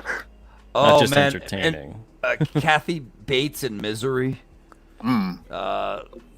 Silence of the Lambs, a little Hannibal Lecter. These villains then were big for me too. I love villains that are perfectly functioning people that are capable of doing horrifying things behind closed doors, very educated, intelligent, Yeah, like when you just, you show up in your regular clothes and for Halloween and you're like, what are you? I'm a psychopath. I look like everybody else.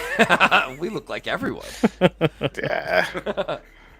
So that would be, what is it? Law and Order, Special Victims Unit, the big bad psychopath villain for Olivia, the one that burnt his fingers on the stove just for fun.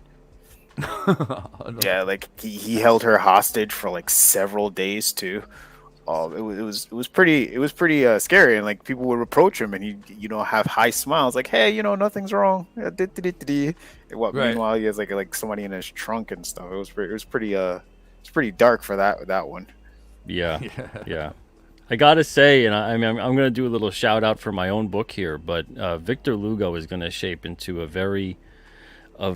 villain people are gonna love to hate. That dude is gonna do some pretty irredeemable stuff, and it's kind of like he's gonna devolve from a character that's just doing his job into, it becomes a personal revenge kind of thing for him, into he's really down the rabbit hole of evil and doing things that will make even some of his men go, I'm not doing that, man.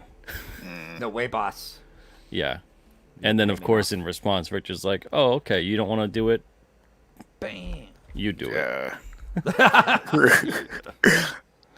I suppose before I go, I'd like to ask, like, what is your Vonster? What is your approach to writing stories? Because it is very intriguing. Because it's another weird thing about you specifically is that when I was looking through public domain characters, I was like, oh, let me oh, the Black Terror, he looks interesting.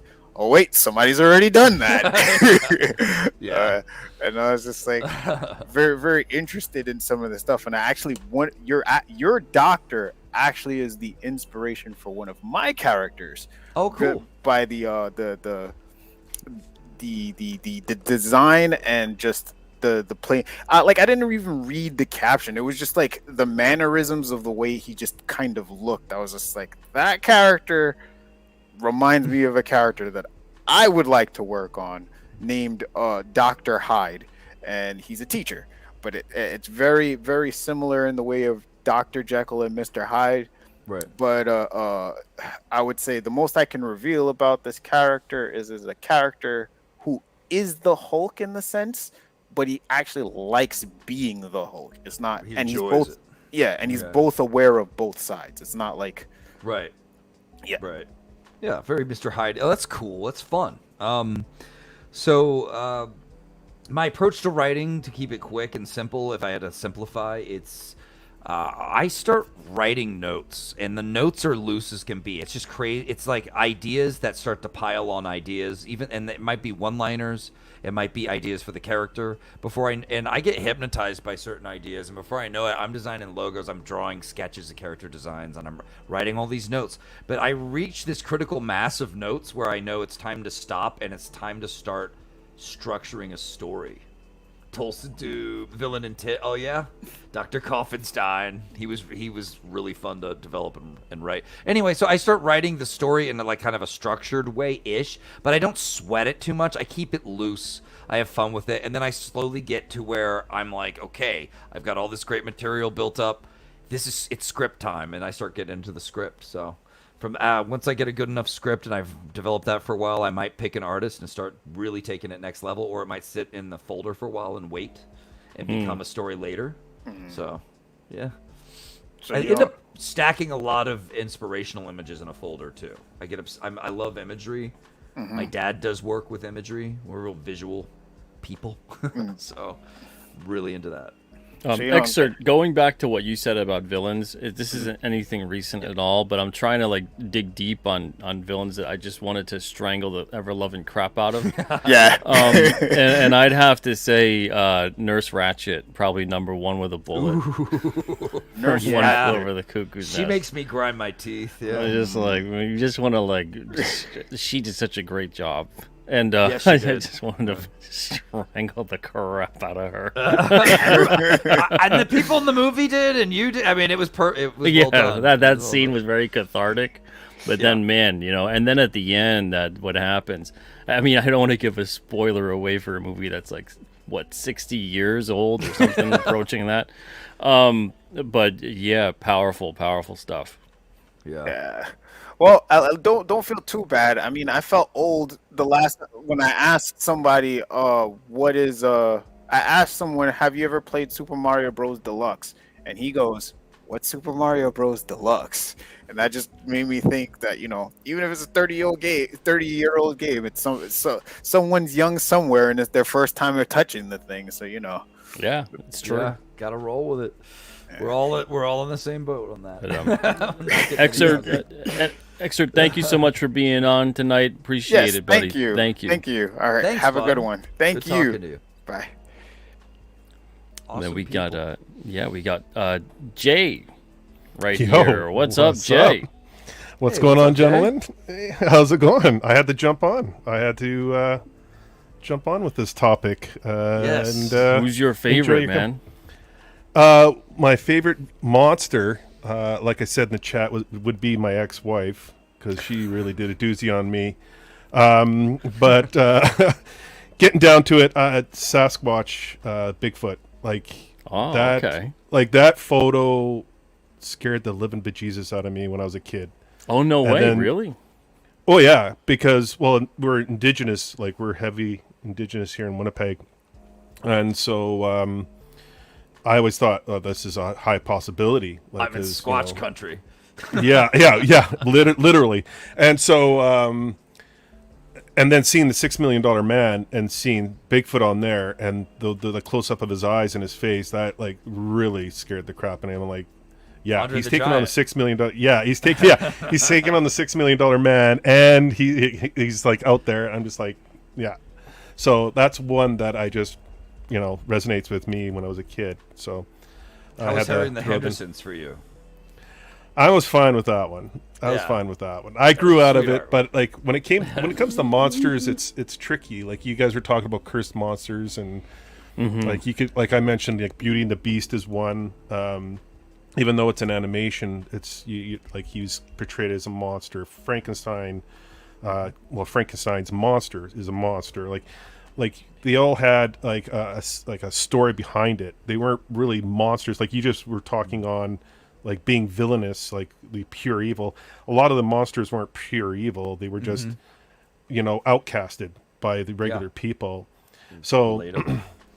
yeah, and that creates depth for the character, which is great. You don't see that anymore, and it's a shame. But yeah, it's to me, Bigfoot was the one that just resonated with me, and I had to jump on with you goons and talk about this stuff. So I enjoyed your company when I had you guys on, and when I came on your show, and I thought, hey, why not? It's going to be October soon, so Yeah. One for me, and this is kind of, it sort of mirrors what you're talking about.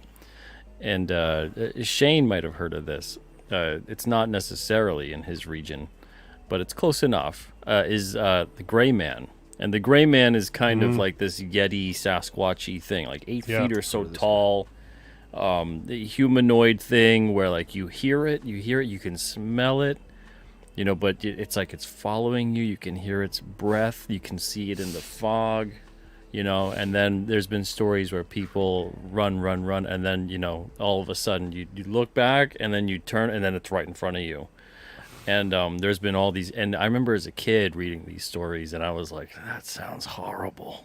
yeah. Yeah. Well, you get stories up here about, like, especially from the reserves and stuff around here, that you hear stories about like the Bigfoot like throwing garbage around and tapping on the door, and big furry creature that was like 8 to 9 feet tall and had red eyes, and you're like, yeah, but as a kid you're scared. Like you're just like, oh my god, I'm never gonna go out in the woods. Like so Yeah. My all-time favorite monster / cryptid would be the Wendigo. And there's all various kinds of those things. And even like in Graham Nolan's book with the Chenoo, and the Chenoo is just basically like an Algonquin Wendigo. And the concept of like they're so hungry for flesh that they chew their lips off, and they have the exposed teeth, and they're gnawing away, and just this person who's been consumed again as usually a curse, where there's just this shaman that's kind of practicing dark magic essentially and becoming enveloped in it. That kind of thing was always super fascinating to me. And just the fact that so many cultures, not just even the American Indian or Canadian Indian or in indigenous kind of cultures, but all over the world have stories of these kinds of things. Right. It's interesting. I find the Wendigo fascinating too. I kind of am enjoying the fact that over the years it seems to have become more popular as a monster. It's kind of rising up in the ranks. I'm seeing more art and used more in story and movies than ever now. Yeah. I mean, everywhere. Just do an image search, you will see. And so that's kind of interesting because it is such a cool, creepy monster. But I actually had the conversation once with a really drunk Native American buddy of mine named Jeff, who sometimes gets hired for Hollywood movies because he's got like the full look of Native, the hair. He's got the awesome hair and everything. But he'd get really drunk and be staring out in the dark winter night, smoking a cigarette on a porch, going, "There's a reservation where the people disappear like the snow. And I'm like, what? And he's like, Wendigo. And I'm like, dude, no, don't tell me this, dude. I won't sleep.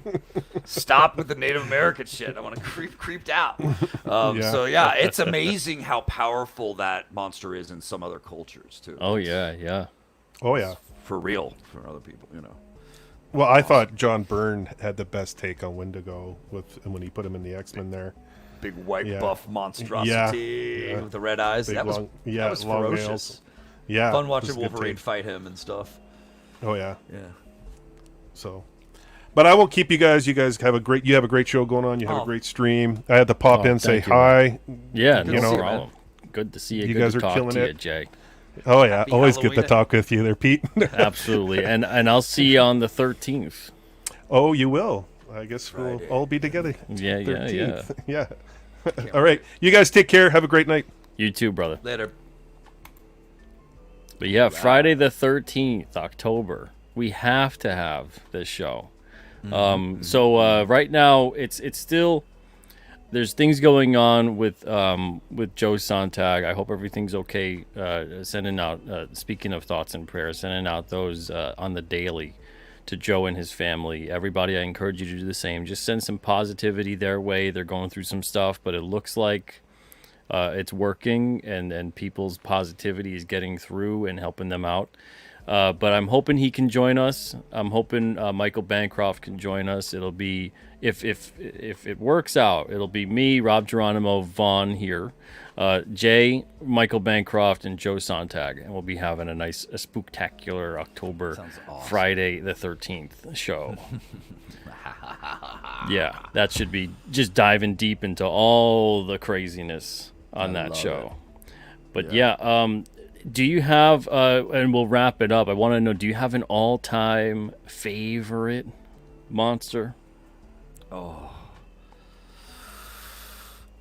Who's my favorite? I mean, oh god, I know that's put a me tough on the spot, one. buddy. I mean, I love how I love werewolves, and oh god, a classic Wolfman. That Monster Squad Wolfman is pretty cool. I'm not gonna lie, I really enjoyed him. It's hard to tell. Who's my favorite monster? Frankenstein's awesome. Dracula's such a good monster, dude. What If you were like, what a legend. and I mean favorite in the realm of all, you have to pick one and all the rest go. Okay. Ouch. That kind of a thing. That level of favorite where you're like, this one has impacted me in such a way Oh wow. that Right. it shaped my being. The stories have shaped my being, Stories. so I wouldn't be who I am if not for this specific kind of monster. I mean, this we hit the tale. belt. We did the Bell Witch. That messed me up real good. We did the Invisible Man. I was obsessed with him for a while. And I wanted to do a movie with I was like, Johnny Depp should play the Invisible Man back in the day, and then I heard he almost did, and it fell through. Anyway, but I've always, I guess, demon possession is The Exorcist. Oh, It's okay. a monster that's had an impact on me, and I watch it every year around Halloween. And the thought of exorcism around the world has been fascinating to me, and I've studied it a little bit. And I don't know, has it had a big impact on me though? I mean, dude, I'm gonna just go with werewolf. I'm gonna go Werewolf, okay. classic. Like the werewolf has had the most profound impact on me. Loving monsters, getting into writing about them. There's a lot of werewolf stuff in Monster MD for a reason, because I couldn't wait to write all the crazy werewolf jokes and crazy stuff I've thought of over the years. So yeah, I would say that's the one, and the one I relate to the most. And also, I don't know if this is considered a hot take at this point. Maybe it was, but I think werewolves are sexier than vampires. So take that for what you will. But they represent the animal in us, which is sexy, whereas There you vampires go. are just some guy trying to snake some money off of you, or blood in this case. So it's it's more of a parasitic thing. It's I mean, parasite issues. I can't argue with that. I mean, I threw out the werewolf card nice and early. And Strong. yeah. I love all of those humanoid monster kind of things. Where it's like half man, half creature. A mix of both. I think now, and I'm certainly incorporating them in my own stories, but the genetic hybrid kind of a thing, Right. you know, which is just, I mean, we've been there for a long time as human beings in terms of these kinds of creatures, these kinds of creations. You even have like that dog with the human face in Egypt. What was going on with that, you know? Horror show, bro. It's like, I have a yeah. question for you. Is there a monster that you didn't like as a kid growing up, but you've grown to like and appreciate now? Oh, that is a really good question. Before I answer that, Paul, thank you so much for gifting 10 memberships to people in here. Holy smokes, Paul. Thank you for your generosity. Letting Spicer McLeroy has been ridiculous this week. I got to tell you, he was very generous this week. Probably gifted about like 80 memberships or something throughout the course of the shows. And Paul's taking it up and giving Spicer a break tonight. Thank you so much, Paul. And everybody, feel free. Use those emojis. We got all kinds of fun ones in there. Okay, so a monster that I didn't like growing up. One that I really can't get too much into. And I've kind of tried. And I might get some crap for this. I don't know. It would, and it's weird because I should really like it. Right. Is the Mummy? Yeah. Right. Well, when I was a kid, remember, my parents start raising me pretty soon, quick on the Universal monsters first. Yeah. And the Mummy was the one I didn't want to watch. It was the boring one. Yeah. Right? But I absolutely love and am like partially obsessed with ancient Egypt. Right. Mummies, right. you know, and I'm everything about it is like that should probably be my, you know, my favorite. But I wonder if it's like that's maybe why. Maybe I'm too close to it. And I was always into, and almost like the truth is stranger than the fiction. So the Mummy stuff is kind of boring to me, and you know, yeah. Right. That's true. I mean, once you learn a lot about mummies, they might lose their mystique. They used to be something that, like, back in the day, it was the big deal to go see one or whatever.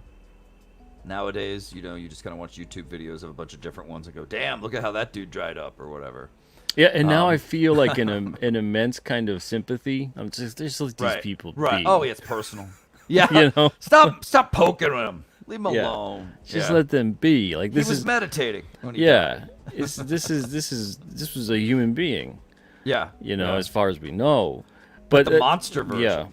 Yeah, the I mean, monster. what is that even saying metaphorically? Like, I don't know. I think it was just like you were talking about the mystique of it, and it's just the foreign curses, mummies super curse, horrors. slow.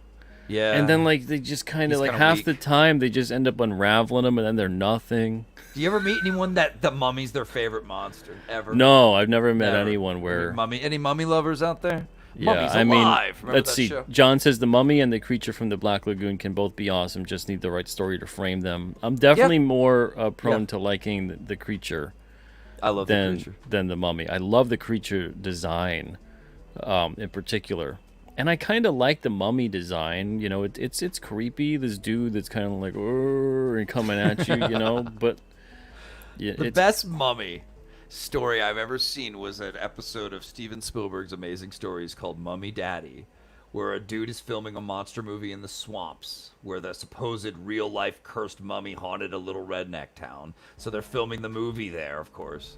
He's in his full mummy makeup, gets the call that his wife is in labor at the little redneck hospital, grabs a car in full mummy makeup and tries to make it to the hospital, runs into rednecks who think it's the mummy's curse returned to the town. They're trying to murder him the whole time.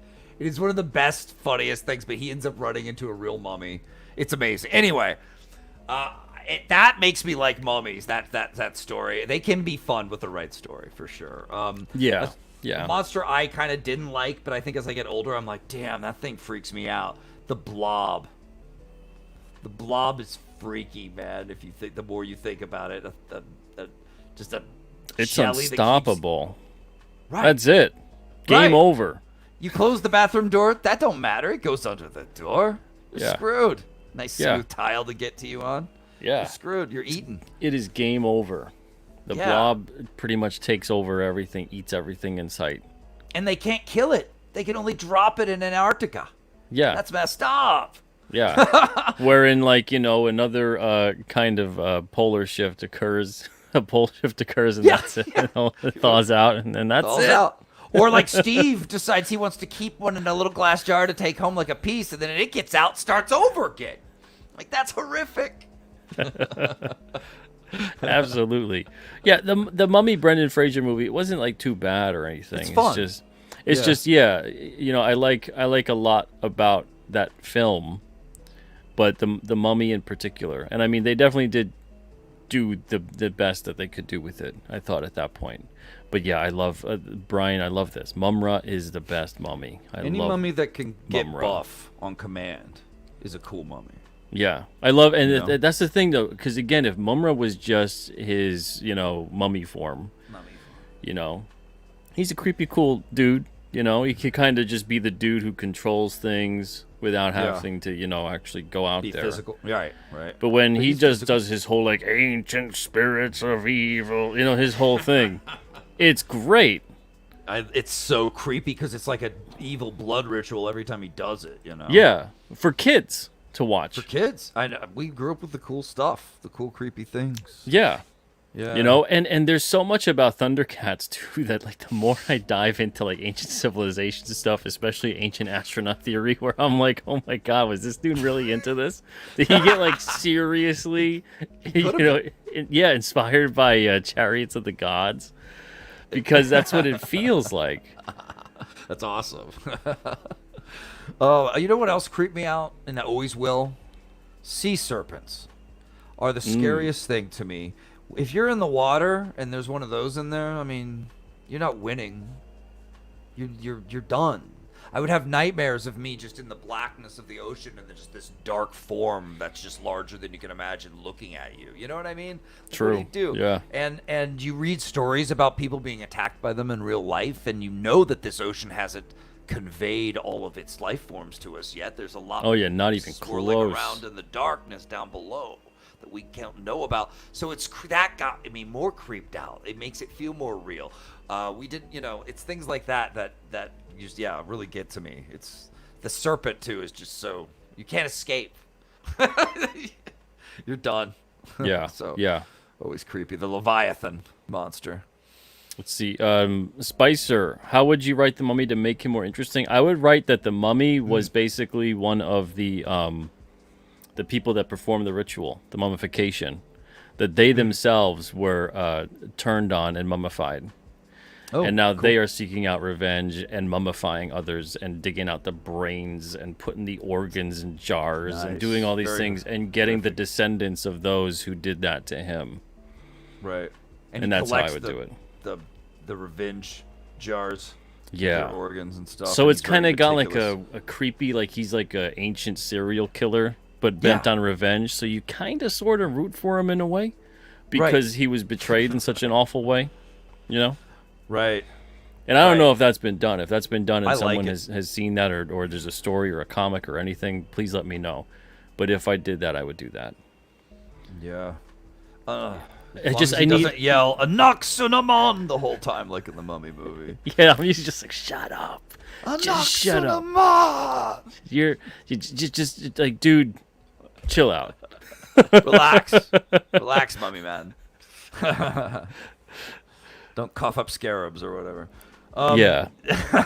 Now I like that. That's a good one. I would definitely read that story. Yeah, I need something to like, really make me either really root for or against a character like that, He's not just doing it for fun. It's boring. Or just because, like, well, you disturbed his rest kind of a thing. Or you took a piece of the, you were a grave robber. I need a deeper motive. I need to know what happened to this dude. I need to know why they're going to go on a killing spree. Right. And you can have, like, I because they're obsessed with the idea of the afterlife, too. Like, you want him to be like, fuck yeah, I'm back. Just like the gods promised, you know what I mean? They come from a different world. They have a different view. So, like, it'd be cool to bring that in, But he's like, of course, I'm going to get revenge on you, and I'm going to mummify you so you can't come back. I'm gonna do it in the special creepy way. You know what I mean? His signature move or whatever. Maybe I'll do that. Evil. Metal Movies Brewskis. Maybe I'll put a mummy character in King mummy Cryptid villain. and do that. I could see But it. you could do like a slasher film, even taking could. place, with a bunch of grave robbers going in there, but you have this backstory of why this mummy, and they're like reading and deciphering it. There's always one person in the crew that knows how to read all the hieroglyphs. Oh, and it's always Amy Adams. They're like, it's always this, Amy Adams. and then and you're figuring out that got this mystery element to it. But meanwhile, the mummy's picking them off one by one, right? in these brutal ways. Yeah, you could have something, Cool. but That'd yeah, be fun. Yeah, I like to think of the mummy as a smooth operator, not a slow-moving, used Band-Aid. yeah, and you're just like, okay, yeah, he's smooth going dude. real slow. I'm just gonna go this way. No, See I ya. just our mummy's Yul Brynner. You understand? Like he's smooth, he's tough, he's charismatic. He's like someone walks into a room, the other men are like, holy shit. You know what I mean? He can manipulate. Yeah. Yeah. Yeah, even something like this too, an Egyptian wizard, preserving the Yeah. life and coming back, or even the concept too, where there's so much with ancient Egypt with mythology. I mean, speaking of, it's not really a monster, but I enjoyed Stargate. I love that Yeah. movie. I tried a to good get one. into the series. It was tough for me to get into the series though, Right. but the movie I dug it, especially when it came out. good. But yeah, not a monster movie, but still. Yeah, creepy stuff in it, cool visuals.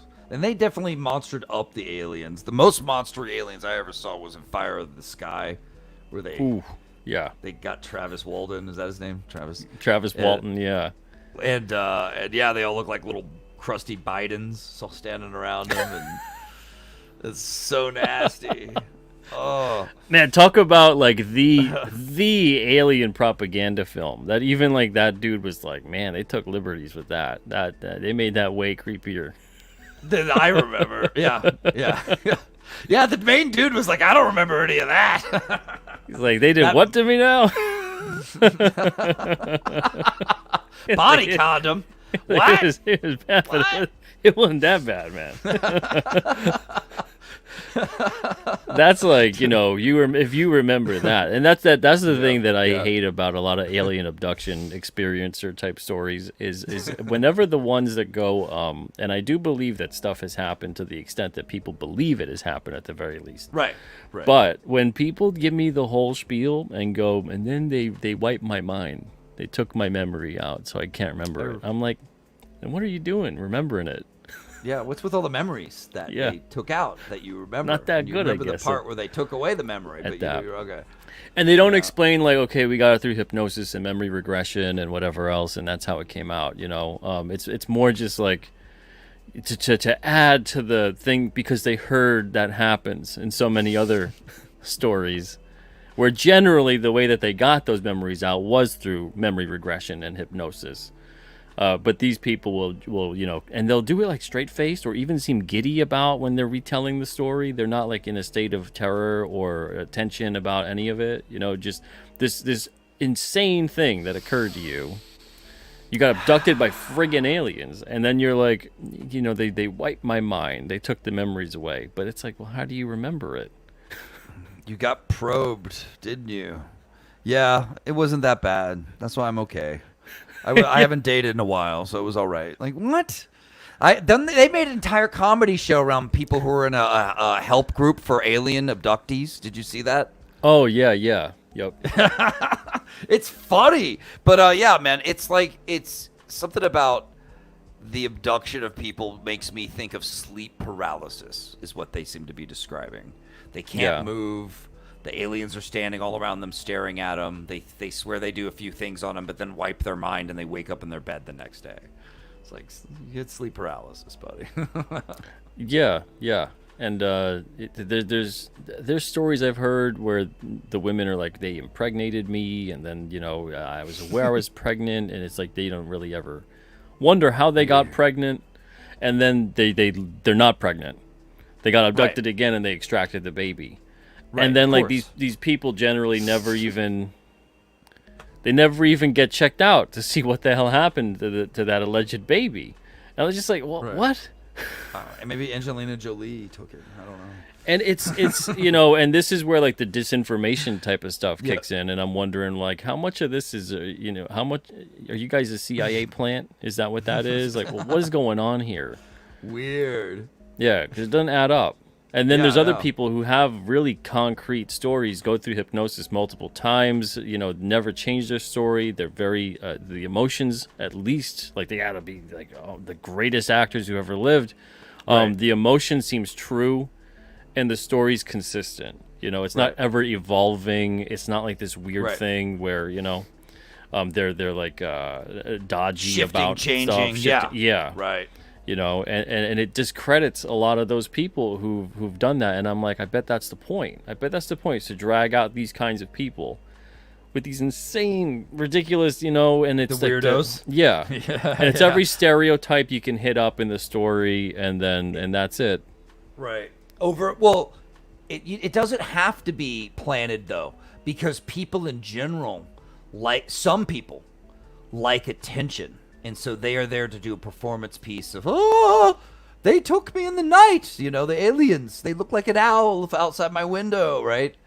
The white owl, but it's like that, and that happens with ghosts too, and all the I saw a ghost, and they freak. But yeah, you're right. It seems to take away legitimacy from some of the more interesting ones. You have to kind of sift through. It's just like anything good in life, right? You sift through the garbage to get to the good stuff, the more interesting, real type stuff. Or totally. It could make you think. Yeah. And I think like the stat is something like 10 to 12% are completely unexplainable, where it's like, wow, this is concrete, there's something to this. But the thing is, it's 10 to 12% of like something like 100 to 200,000 cases, that's still a lot of cases.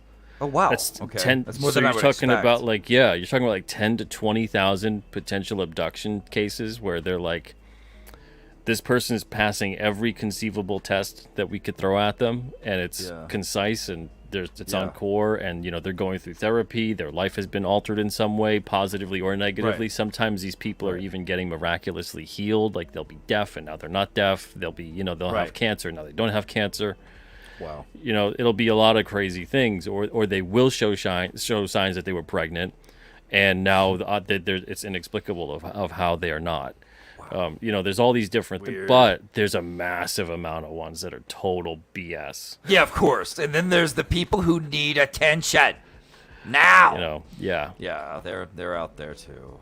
The crazy part is, even if there's one legitimate case, just one in all of human history of an alien abduction, a real one, that in itself is mind-blowing. It is. It's huge for our species. We've encountered another intelligent species. The fact that there's thousands is like... Okay. Yeah. It's the fact that people want to feel special in their miserable existences is a thing. Yeah, there's a lot of stuff to muddy the water in terms of it, Always will be. But how else do you find gold unless you dig and sift? Exactly. So yeah. True.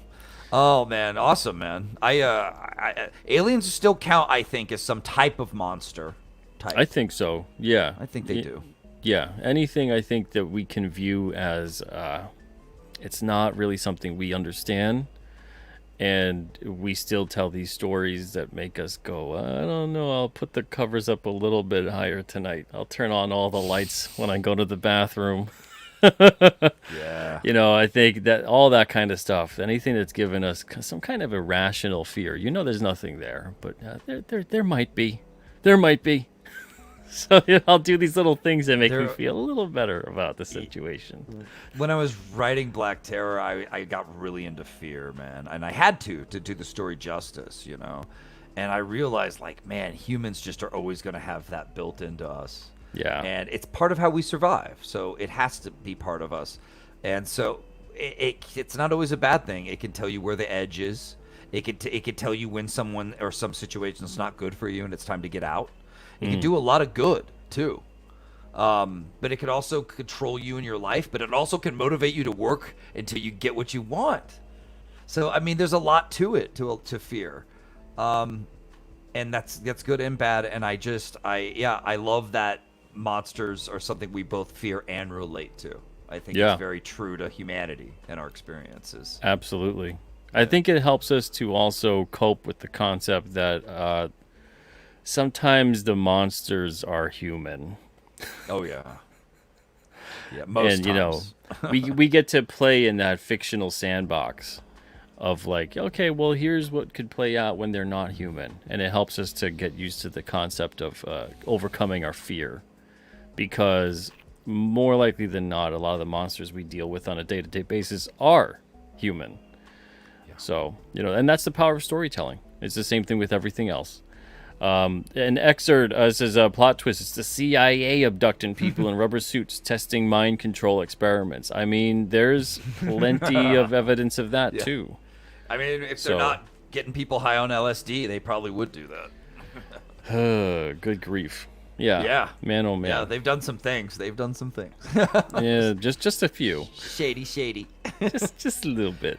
Yeah, and just a then little and bit. then there's things that like are not even the CIA, but are above it in such ways that they're not even classified in giving them a concrete name and a division and anything that's traceable. And so you got all these weird things, you know, and you can call them the Men in Black or whatever, but there's all kinds of stories and accountings of people experiencing that. So weird. Yeah. I hope to someday. I hope to experience some sort of weird But I don't. phenomenon. Did we touch upon the monster that you as a kid did not like, or that you don't like now? I wasn't really into the Blob, but now over time, Oh, I'm like, okay. Blob's kind of freaky, man. Yeah. Blob kind of freaks me out the more I think about it. Yeah, but you know which monster really gets my goat? El Chupacabra. I was gonna say, Goat Man. I felt you. Then I you thought went were gonna Chupacabra. Chupacabra. The goat sucker. He gets my goat every week. Yeah, that's my little monster joke for the audience. But I totally fell in love with monsters, and I have monster models up over here of the classics. My brother totally has my Dracula one, but I do have the Mummy and I have Wolfman up here. So Nice. been painting them since I was a little boy. I was very young. I mean, I'm talking like 5-6 years old. And I'm watching Elvira, and she's showing all the cool old school horror movies back in the 80s. And I'm sneaking watching the rated R stuff I'm not supposed to be watching. And it just became my favorite thing. So thanks for having me on, buddy. Yeah, Talking no monsters problem, with you man. has been amazing.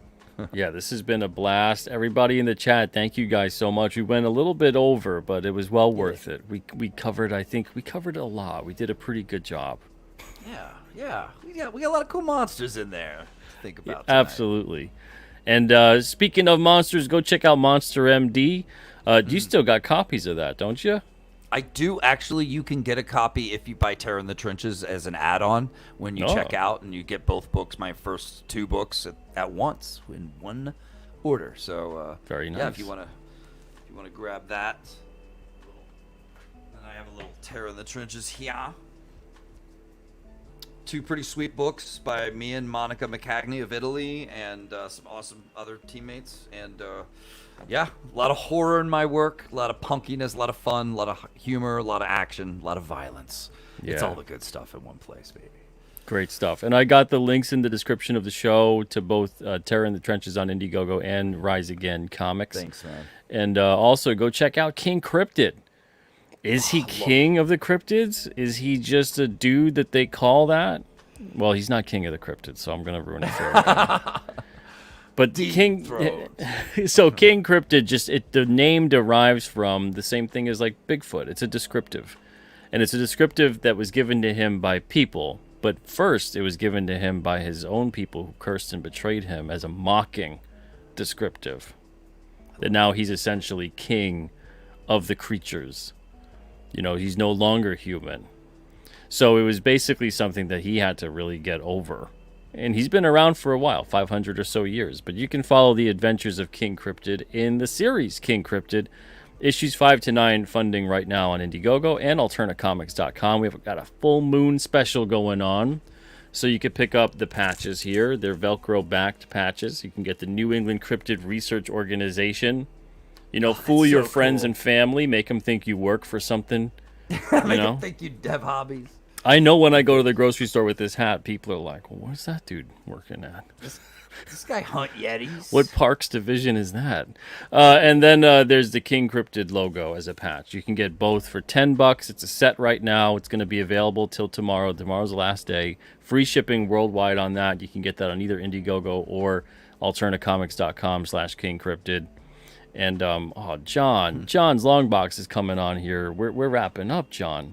I'll have you on for just a super quick moment, John. I'll be right back while you have John on. Yeah, sure. I just wanted to say the scariest monster is the pod people from Body Snatchers. That's a good pick.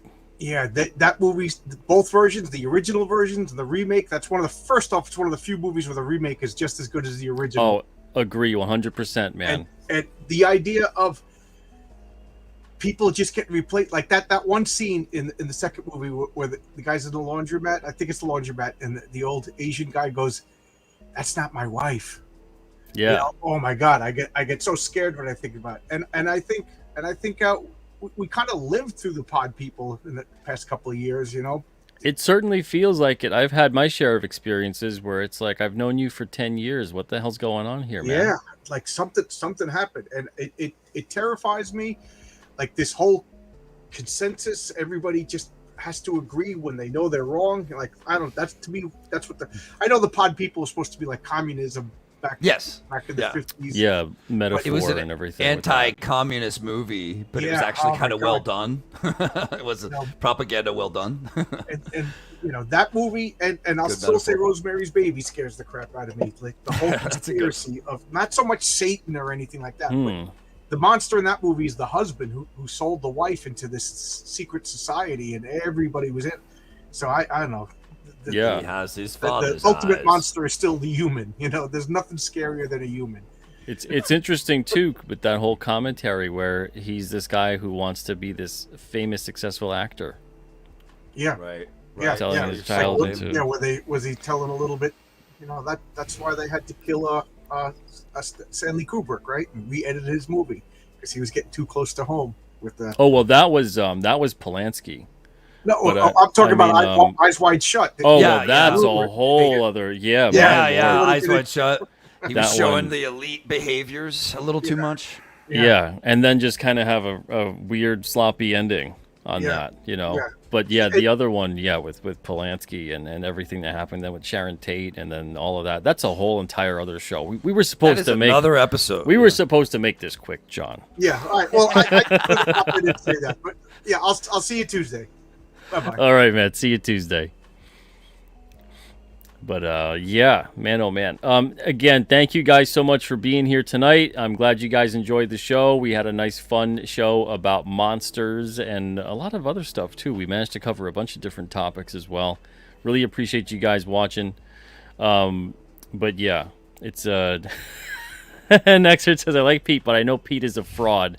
We all know he's not inventing fictional stories. He's writing down the actual life and times of King Cryptid. Exactly. I mean, sometimes, honestly, dude, that's how it feels, man. It feels like I'm getting these stories beamed into my friggin' brain sometime, to be perfectly honest. No, you're doing it right. That's how you're going into the ether and you're writing what you see, not what you made up. I have to make a conscious effort to not have more ideas for stories, to not have characters, to not have, all these different things to talk about and discuss and create. And, it's weird. And I've never had that experience before with storytelling or anything else. Usually it was kind of like you're tapping your pen and you're like, character, story, what to do here. But this is just like I could sit there all day long. Alive. And That's the best. That's the zone that you're talking about. Absolutely. Yeah. Best. But everybody take it easy. And Vonster, man, thank you so much, brother. Really great show again. Man. And I can't wait to chat with you on Friday the 13th. Spooktacular show. It's good stuff. Let's get spooky. Absolutely. Everybody, take it easy. We'll see you soon. I'll be back tomorrow night with Eric Weathers at 9 o'clock Eastern. We'll be chatting. So hope you guys are there too. Everyone, have a great night and an even better tomorrow. See ya.